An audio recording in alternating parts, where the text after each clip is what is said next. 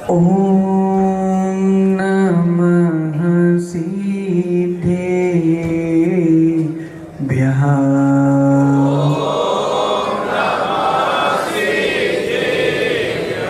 ॐ नमः सिद्धेभ्यः।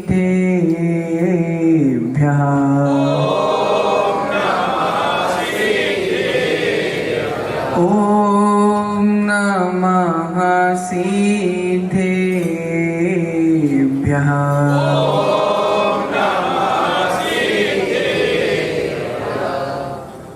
इन्दुसद्विन्वन्द्याणं तिरुवणहिद मधुरविशदवकारणम्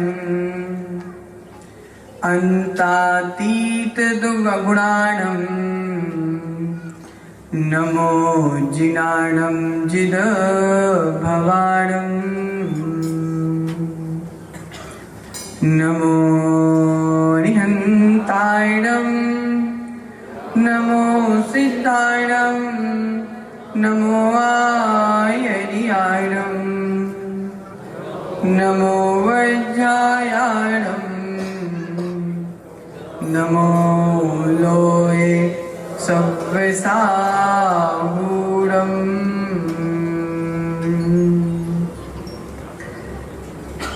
मेरे पवित्र मन में गुरुदेव आओ, मैं शास्त्र वाचन करूं प्रतिभा जगाओ। अरिहंते भासित सभी श्रुत देवता हो, क्या बोले ना अब मुझे तुम ही बताओ। क्या बोले ना अब मुझे तुम ही बताओ। क्या बोले ना अब मुझे तुम ही बताओ। पावन पंच परमेष्ठी भगवान की, अनंतानंत सिद्ध परमेष्ठी भगवान की। बहुत बढ़िया। देवादिदेव प्रथम तीर्थंकर कुंडलपुर के बड़े बाबा की। देवादिदेव मूलनायक श्री शीतलनाथ श्रेयांसनाथ भगवान की।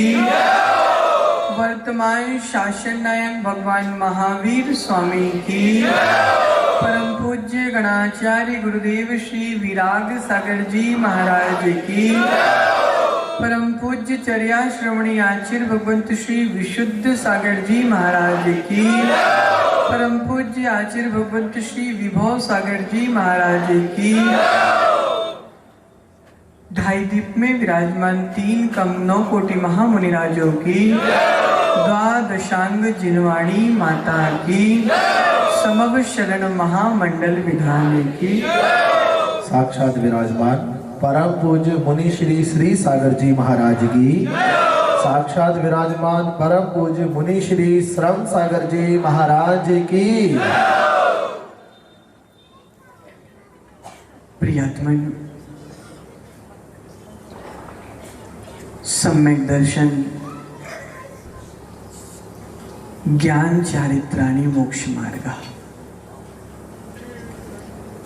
सम्यक दर्शन अकेले से मोक्ष नहीं होता।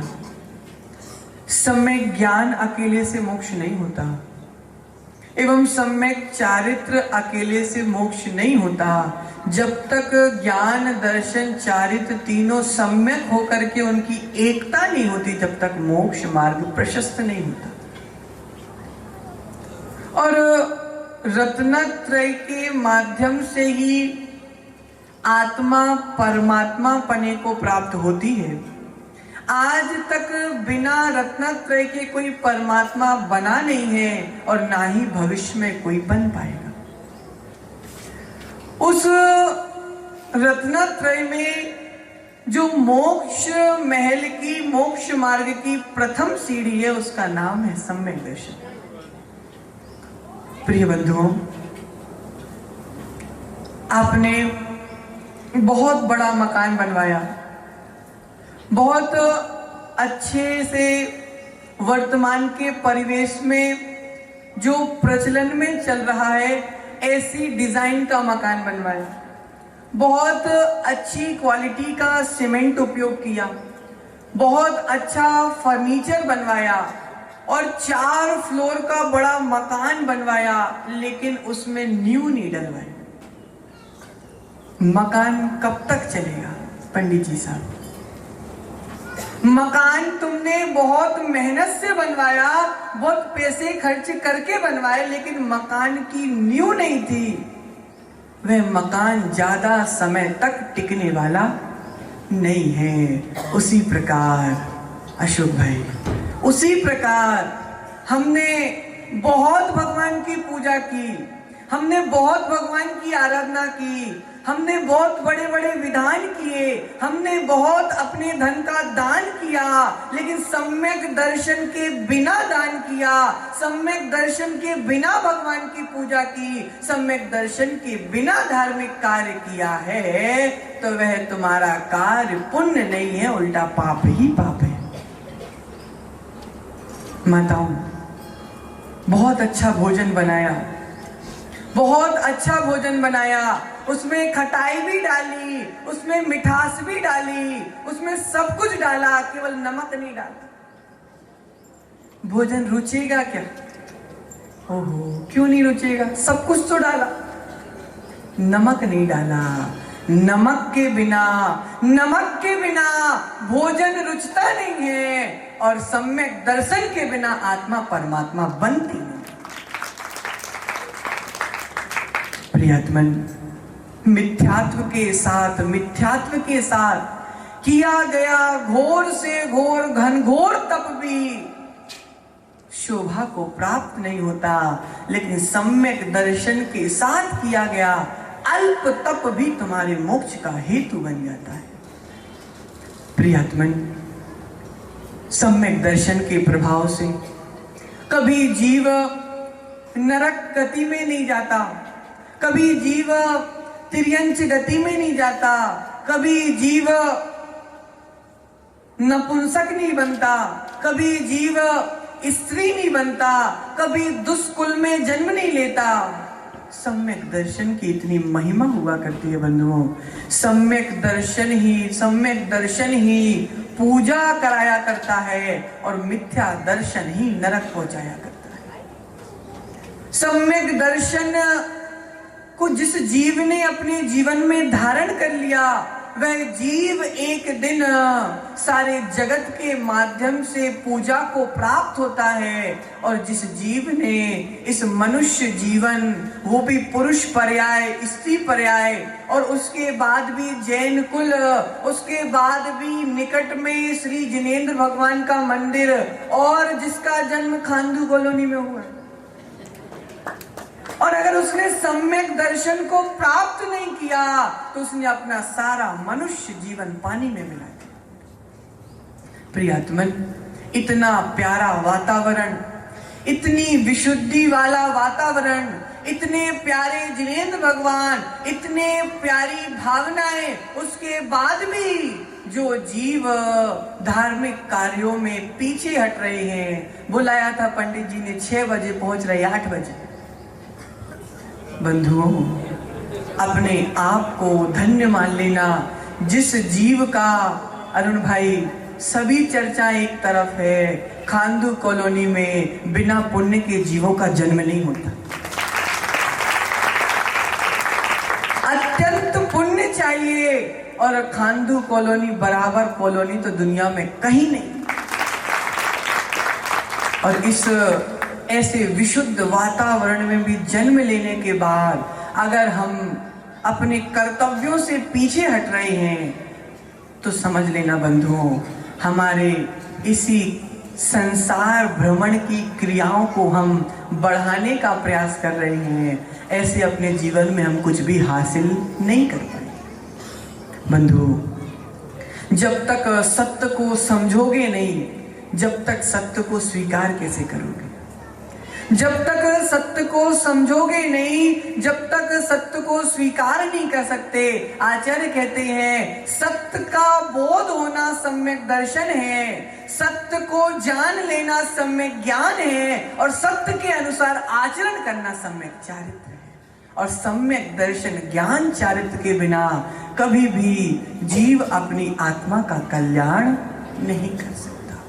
बंधुओं, वर्तमान में देखा जाता है जो हमारे दादा करते आए थे वही हमारे पिताजी करते आए, वही हम करते आ रहे हैं। ऐसी कुरीतियां, ऐसी कुचेष्टाएं जिसका कहीं ना कहीं से आगम से कोई संबंध नहीं है, जिसका कहीं भी कोई औचित्य नहीं है, जिसका कोई मतलब नहीं है, लेकिन उसके बाद भी उस मिथ्या मान्यताओं को हम ढोते आ रहे हैं।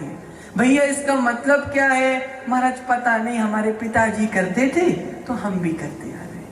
बंधुओं, जब तक सम्यक दर्शन नहीं आएगा, जब तक आंखें खुलने वाली नहीं है और सम्यक दृष्टि जीव आगम के हिसाब से चलता है, आगम के विरुद्ध कभी भी नहीं चलता। इसलिए जो कुरीतियों को, जो कुमान्यताओं को, जिसका कहीं कोई औचित्य नहीं है, ऐसी मान्यताओं को ढो करके हम दुखों को ही ढो रहे हैं। इसलिए जब तक हम इन मान्यताओं के पीछे नहीं हटेंगे और इन मान्यताओं को छोड़ेंगे नहीं, क्योंकि जब तक सत्यार्थ का, यथार्थ का बोध नहीं होता, जब तक भीतर में ज्ञान की ज्योति भी नहीं जलती। सम्यक दर्शन मूल है, सम्यक दर्शन है तो ज्ञान भी सम्यक हो जाएगा और एक ना एक दिन चारित्र भी सम्यक हो जाएगा। लेकिन पंडित जी साहब, पुस्तकों को पढ़ करके पंडित बहुत घूम रहे हैं। पुस्तकों को पढ़ करके, आगम को पढ़ करके, बड़े बड़े शास्त्रों को कंठस्थ करके पंडित बहुत घूम रहे हैं। लेकिन ऐसे पंडित अपनी आत्मा का कल्याण नहीं कर सकते जब तक वे पंडित शास्त्रों के अनुसार आचरण नहीं लाएंगे, और आचरण के पश्चात जब तक वे पंडित मरण नहीं करेंगे, जब तक उनका कल्याण भी होने वाला नहीं है। इसलिए अपने पंडित जी साहब सम्यक दृष्टि है, सम्यक ज्ञानी है और भविष्य में सम्यक चारित्र को भी धारण करेंगे।